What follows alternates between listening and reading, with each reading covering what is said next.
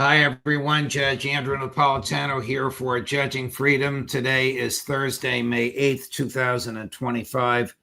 Our dear friend, Colonel Lawrence Wilkerson, joins us now. Colonel Wilkerson, a pleasure, my dear friend. Thank you for joining us. Big picture question I want to put to you is Donald Trump for peace? And before we actually get there, I wonder if you've seen this and what you think Trump's understanding of the Russia-Ukrainian conflict is after watching this. Chris, cut number 10. Ukraine, there's been discussions they will have to give up some of the land. Russia will have to give up all of Ukraine because that's what they want. All of Ukraine, meaning they wouldn't keep any of the land that they've claimed? Russia would have to give up all of Ukraine because what Russia wants is all of Ukraine. And if I didn't get involved, they would be fighting right now for all of Ukraine. Russia doesn't want the strip that they have now. Russia wants all of Ukraine. And if it weren't me, they would keep going. How can such a profound misunderstanding, unless it's some sort of a farce or political ploy, be taken by the Kremlin and extrapolated into negotiations? You know, Judge, watching that, and I'd seen it one time before with utter disbelief, it recalled to me a line from Pushkin's Eugene Onegin, Pushkin being probably the best Russian poet that ever lived. He goes something like this: enough, enough, I tell you. You've paid insanity its due. Think about that for a minute. Enough, Donald. You've paid insanity its due. Where are you on any substantive issue that you claim to be here on Monday, there on Tuesday, and utterly divorced from on Friday? This president is insane.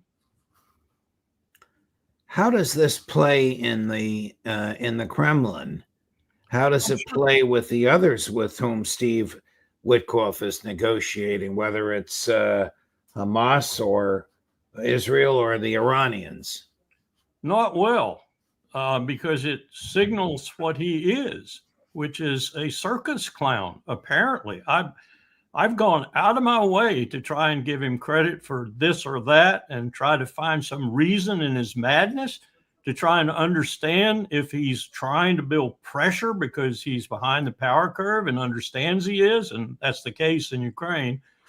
But I think it's just, as I said, it's insanity. I don't know what he's up to. I don't see even a scintilla of strategic thought in anything he is doing. Here is one of his two emissaries. I don't know why General Kellogg is still around. But tell me what you think of this, cut number 18. So you tell the Ukrainians, look, this is one of those things that's going to be evolving over time. And if you do a ceasefire in place, the ground that you own, the ground that you fought for, that's your ground right now. What happens 5 or 10 years down the line is different. And you don't have to basically freeze everything in place. Right. And we've got that right now. The Ukrainians are willing to do a freeze in place, what I call a ceasefire in place. Mm-hmm. And then we'll, for a period of time, they're willing to set up a demilitarized zone. What they basically said is, we'll back up 15 kilometers, you back up 15 kilometers to the Russians. So, you guess this 30-kilometer, 18-mile zone that you can actually observe. And you can actually say, okay, are there any intrusions? And you've got what's called the coalition of the willing. Mm-hmm. That's the British, the French, the Germans, plus right now at least 12 other countries are willing to put forces in an air cap west of the Dnieper River, not east. That's going to be a ceasefire force to actually slow this thing down. And if you get to 30 days, John, I really believe this. You get to a 30-day ceasefire, it'll get extended. And it is so hard to do this when you're a military guy, is to restart a conflict. And I don't think they will.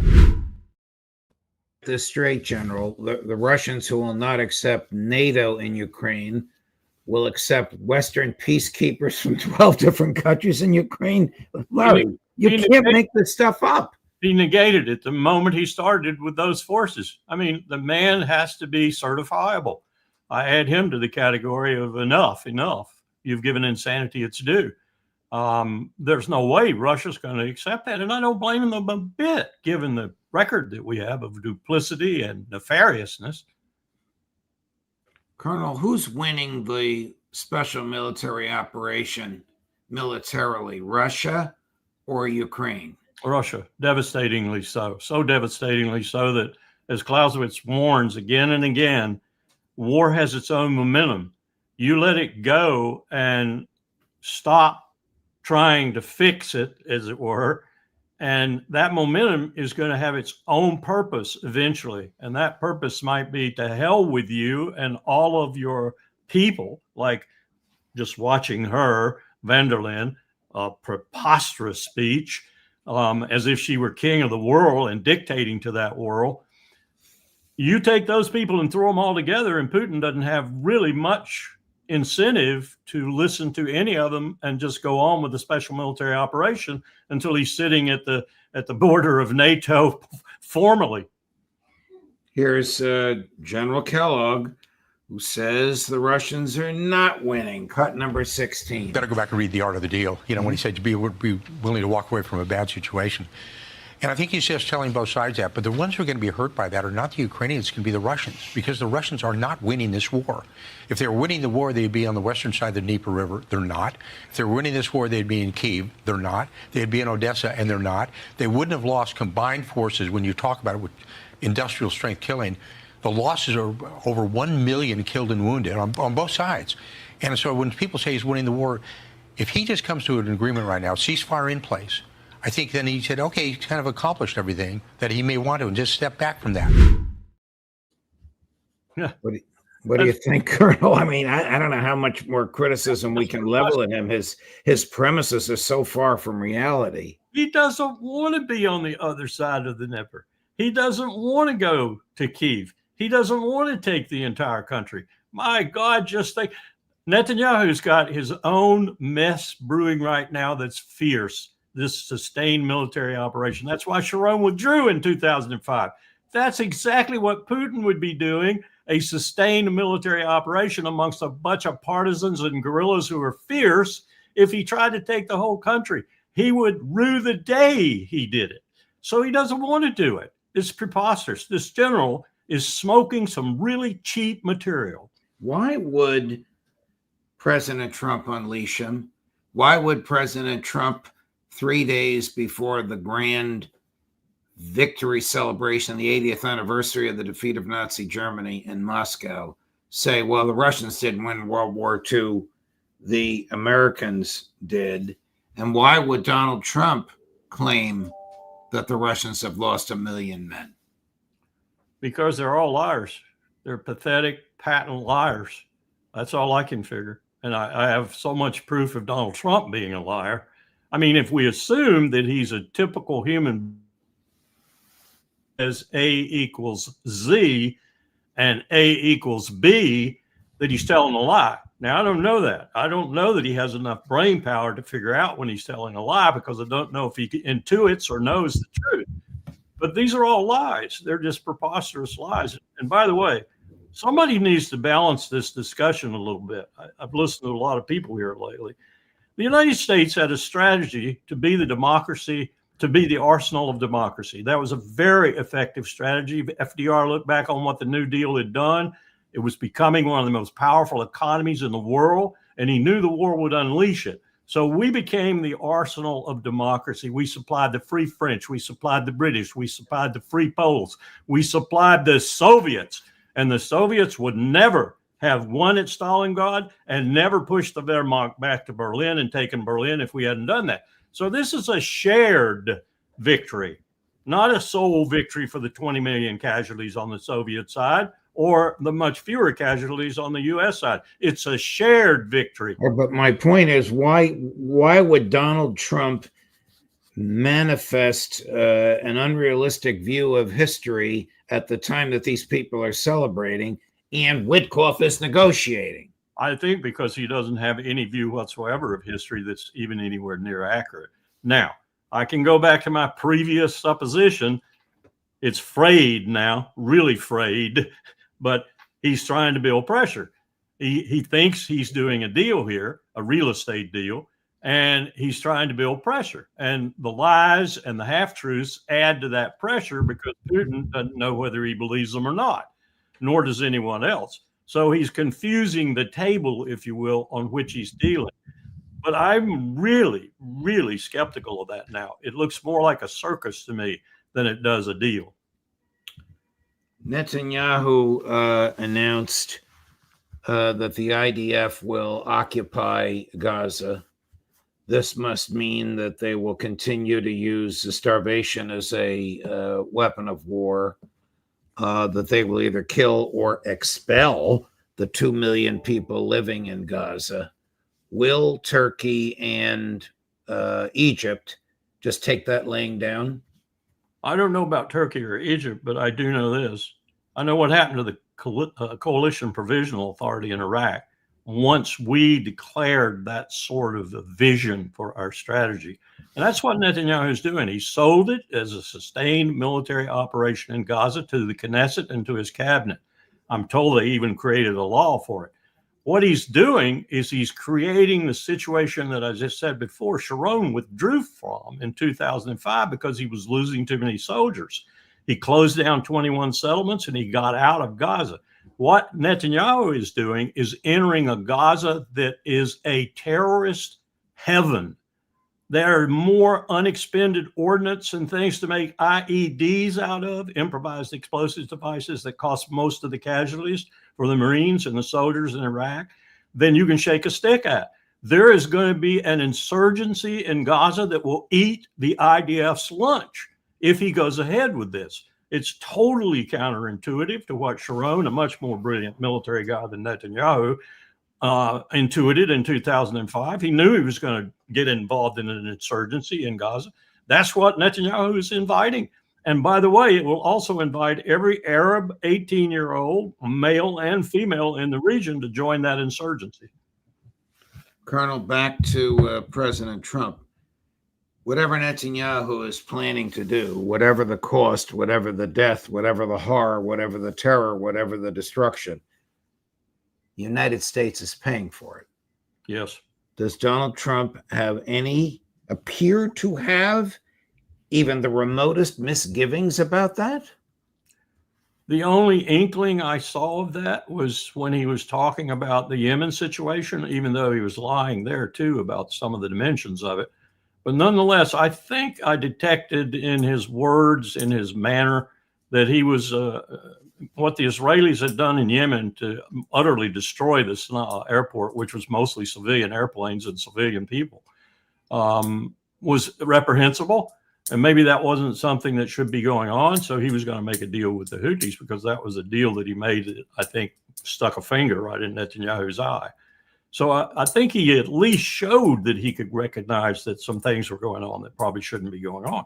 Why can't he recognize that in Gaza? I have no answer to that question. Did we cut a deal with the Houthis, and who prevailed? Pepe Escobar is saying the Houthis prevailed because they haven't been degraded, they haven't been restrained, and we wasted $1 billion and lost 3 F-18s in the process. And Reapers galore. That's at 30 million apiece. That's probably a part of the reason, if not a large part of the reason, that Donald Trump did what he did, whether they agreed or not, because we're losing too much ordnance and too much money. And what did we gain by this mini war? I say mini, people died, and we spent $1 billion, but it only lasted about a month and a half in Yemen. Nothing.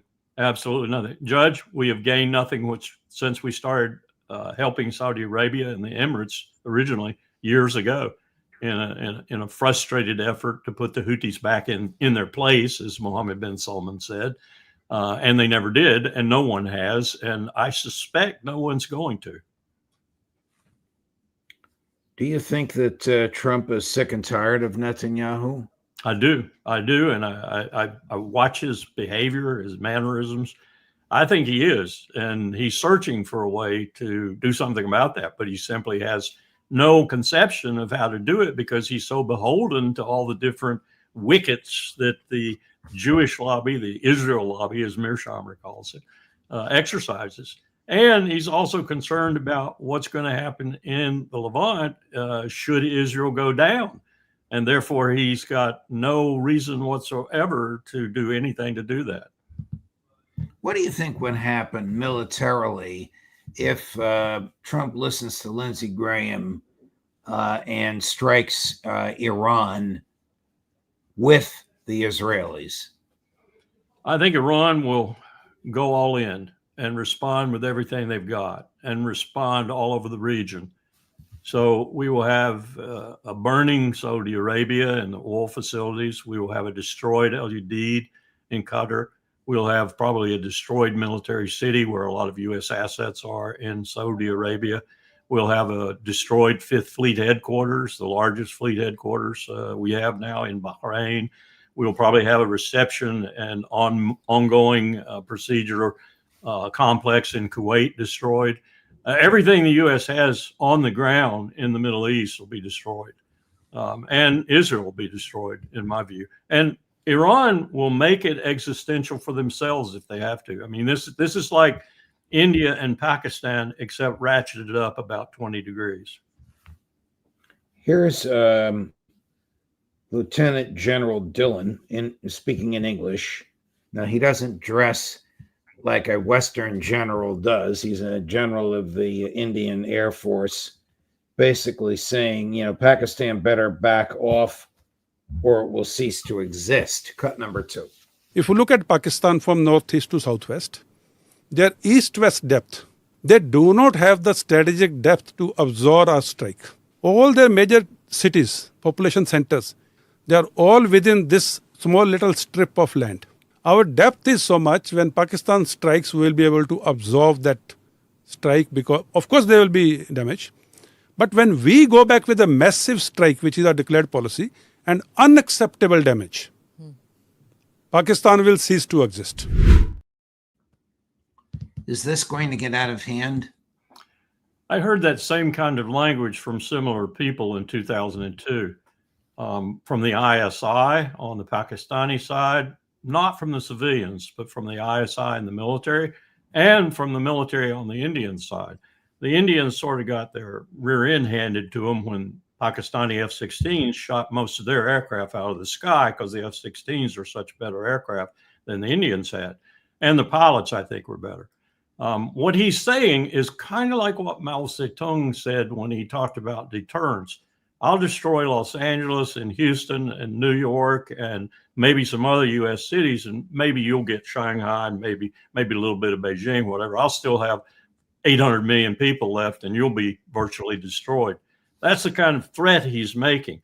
Now, if he means it, he's a fool. If he's just saying it, I can understand that he would be doing that because there's a lot of tension between those two countries, and it's really bitter and passionate tension. I got news for him on another thing, though. If we fire, as we told Islamabad and Delhi in 2002, if we fire 100 nuclear weapons, and we thought they would probably expend their arsenals eventually, because that's what escalation theory teaches us. As long as you can shoot, you're going to shoot. And if they are really devastating you, you're going to shoot everything because you don't want to lose it. You wipe both countries out virtually because Pakistan's stockpile is pretty extensive. And you probably, according to studies that have been done, eliminate agriculture, for example, in the middle of the United States between the Mississippi and the Rockies for about 5 to 10 years because of the nuclear winter you create because of the upward atmosphere moving those clouds of nuclear waste over to us. So this is not just localized like he was trying to hint. This is global, and he better watch out what he's talking about. I hope he's just, a military guy let out there like a bulldog, like a Doberman Pinscher, to threaten. The Indians do that. So do the Paks. Do you see MI6 or CIA fingerprints on any of pardon me. Bless Pardon you. me. Fingerprints on any of this military activity between Pakistan and India? The CIA has always been wrapped up with the ISI, integrally wrapped up with the ISI. So their fingerprints are over things like Lashkar-e-Taiba and other terrorist groups that the ISI uses from time to time to give India trouble, particularly in Kashmir, and other groups like that. And one of the things we tried to do was talk both capitals into doing something about the Kashmir situation. so that you didn't have this tendency to use that as the focal point of these terrorist groups and to get rid of the terrorist groups. Didn't work. Obviously, they're still there and they're still causing their havoc. But the answer to your question is CIA is plugged into the ISI. Here's the same general, Colonel, on the concept of first strike and on the concept of surveillance. Chris, cut number 3. No first use does not mean that we will wait for him to strike. Nuclear bombs are not kept at one place. Warhead is kept at other place. The launch projectile is kept at other place so that, there is no accident. So when the coupling or mating starts. How do we know when the coupling? Now our intelligence will know.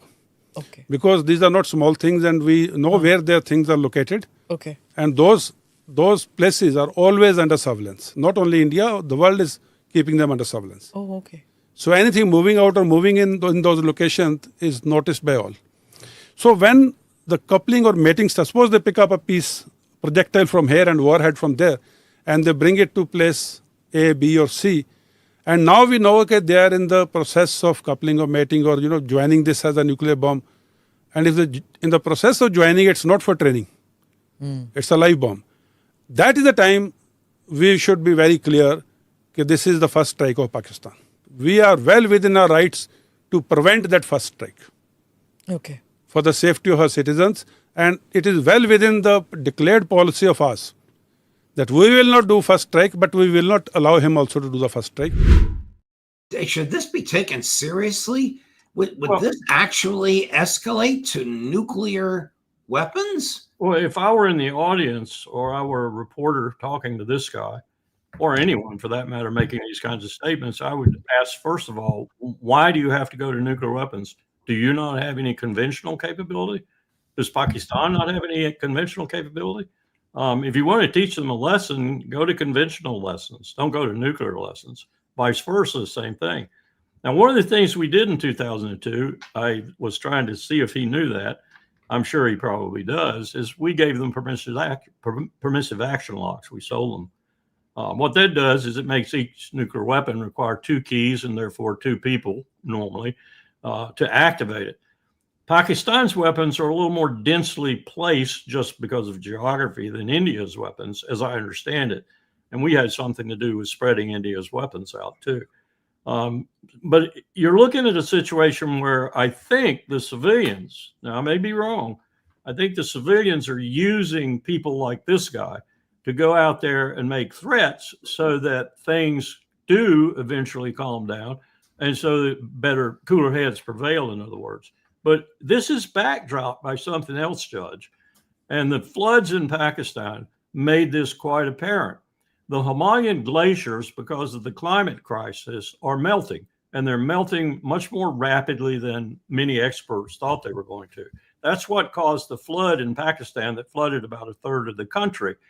What's happening now is Pakistan is corralling that water now as best they can and is threatening to build dams on the river and ultimately to deprive the entire western part of India of any water of consequence. So this is much bigger than just the fracas in Kashmir. Do you agree with Professor Mearsheimer that Pakistan and India are in the same camp of Israel, owning nuclear weapons without signing any agreement or permitting any inspection? Yes, and I would even go further. Both cultures, and this is going to sound like a racist comment, but I don't mean it that way at all because I've dealt with both cultures extensively, shouldn't have nuclear weapons. Should or should not? Should not. Oh, okay. Wasn't sure that I heard you correctly. I'm still waiting for somebody to ask President Trump, Secretary Rubio, Secretary Hegseth, or even Prime Minister Netanyahu about the Israeli nuclear weapons. Well, that's another one I would say they shouldn't have nuclear weapons. I mean, let's face it. As long as Golda Meir is quoted accurately, and I think she was, the BBC printed it on the front page. Yes, I would exercise the Samson option if we were in existential peril, which meant clearly she would use a nuclear weapon. Colonel Wilkerson, thank you very much for your time. Thank you for allowing me to go from topic to topic. Much appreciated. I know you're going to be with Ritter. Give my regards soon. Give my regards to Scott. Thank you for joining us. We'll look forward to seeing you next week. Thank you. You have a good weekend. You too, my friend. Take care. Coming up at 4:30 this afternoon, he just flew from Tehran to Moscow. Who else? Pepe Escobar. Judge Napolitano for Judging Freedom.